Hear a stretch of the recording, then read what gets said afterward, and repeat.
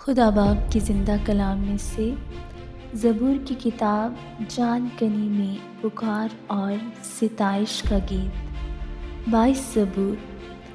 اے میرے خدا، تو نے مجھے کیوں چھوڑ دیا؟ تو میری مدد اور میرے نالہ و فریاد سے کیوں دور رہتا ہے؟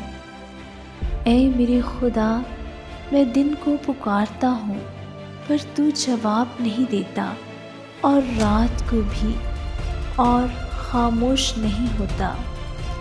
لیکن تو قدوس ہے، تو جو اسرائیل کی حمد و ثنا پر تخت نشین ہے۔ ہمارے باپ دادا نے تجھ پر توکل کیا، انہوں نے توکل کیا اور تو نے ان کو چھڑایا۔ انہوں نے تجھ سے فریاد کی اور رہائی پائی۔ انہوں نے تجھ پر توکل کیا اور شرمندہ نہ ہوئے۔ پر میں تو کیڑا ہوں، انسان نہیں، آدمیوں میں انگشت نما ہوں اور لوگوں میں حقیر۔ وہ سب جو مجھے دیکھتے ہیں میرا مذاق اڑاتے ہیں۔ وہ منہ چڑھاتے، وہ سر ہلا ہلا کر کہتے ہیں، اپنے کو خداوند کے سپرد کر دے، وہی اسے چھڑائے۔ جب کہ وہ اس سے خوش ہیں تو وہی اسے چھڑائے۔ پر تو ہی مجھے پیٹ سے باہر لایا، جب میں شیرخوار ہی تھا تو نے مجھے توکل کرنا سکھایا۔ میں پیدائش ہی سے تجھ پر چھوڑا گیا، میری ماں کے پیٹ ہی سے تو میرا خدا ہے۔ مجھ سے دور نہ رہ، کیونکہ مصیبت قریب ہے، اس لیے کہ کوئی مددگار نہیں۔ بہت سے سانڈوں نے مجھے گھیر لیا ہے، باسن کے زور آور سانڈ مجھے گھیرے ہوئے ہیں۔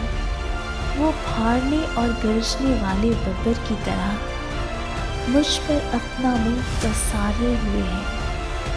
میں پانی کی طرح بہہ گیا، میری سب ہڈیاں اکھڑ گئیں۔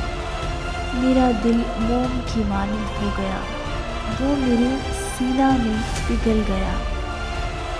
میری قوت ٹھیکرے کی مانند خشک ہو گئی، اور میری زبان میرے تالو سے چپک گئی، اور تو نے مجھے موت کی خاک میں ملا دیا، کیونکہ کتوں نے مجھے گھیر لیا ہے۔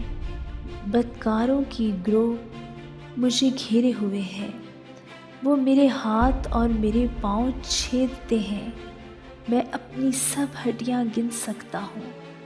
وہ مجھے تاکتے اور گھورتے ہیں، وہ میرے کپڑے آپس میں بانٹتے ہیں اور میری پوشاک پر کرہ ڈالتے ہیں۔ لیکن تو اے خداوند دور نہ رہ۔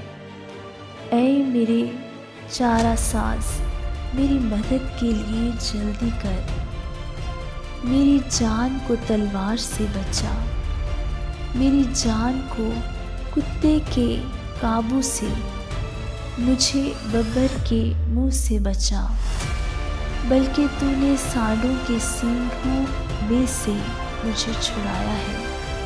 میں اپنے بھائیوں سے تیرے نام کا اظہار کروں گا، جماعت میں تیری ستائش کروں گا۔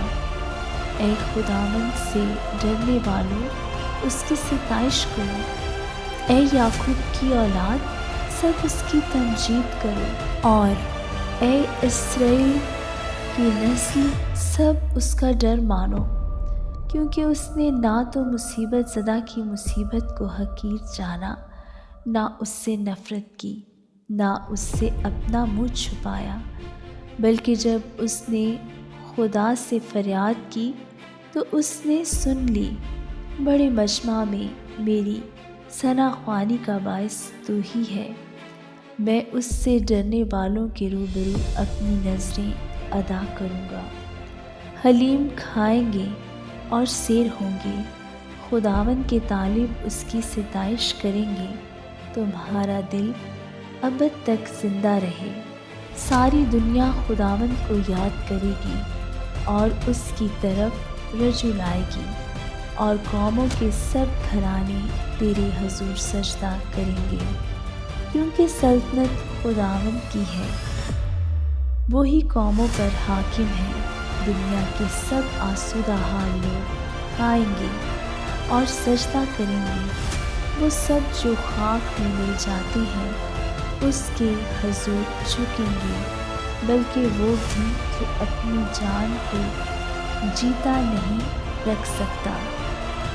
ایک نسل اس کی بندگی کرے گی، دوسری پشت کو خداوند کی طرف دی جائے گی۔